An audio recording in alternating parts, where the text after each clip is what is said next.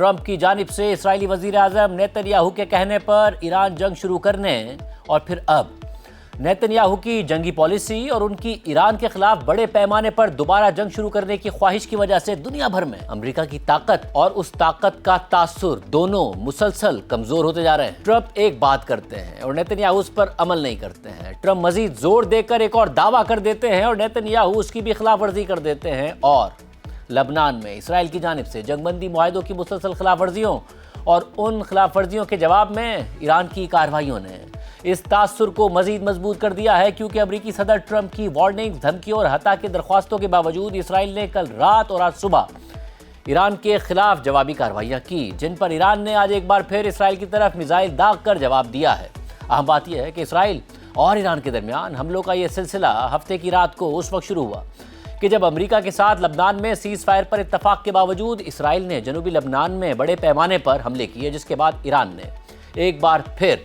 America और Israel को warning दी कि अगर इसराइल अपनी कार्रवाइयां जारी रखता है और ख़ास तौर पर बेरूत के इलाके दाहिया में हमले करता है तो फिर ईरान भी इसराइल को जवाब देगा, क्योंकि लबनान में इसराइली कार्रवाइयां सीज फायर की खिलाफ वर्जी हैं। मगर इन धमकियों के बावजूद कल इसराइल ने बेरूत के इलाके दाहिया में एक बड़ी कार्रवाई करते हुए मुतादिद अफराद को शहीद कर दिया, जिसके बाद कल रात को ही ईरान ने ऐलान कर दिया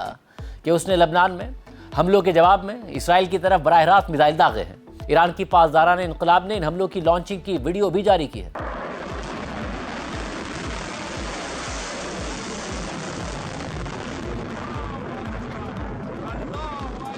जबकि ईरान के एक शहर से सामने आने वाली एक वीडियो में यह भी देखा जा सकता है कि एक चौक पर ईरानी शहरियों की एक बड़ी तादाद ईरान के परचमों के साथ जश्न मना रही होती है। वीडियो में देखा जा सकता है कि इसी दौरान ईरान की जानिब से इसराइल की तरफ दागे गए मिसाइल्स को देखकर शहरी बुलंद आवाज में जश्न मनाते हैं।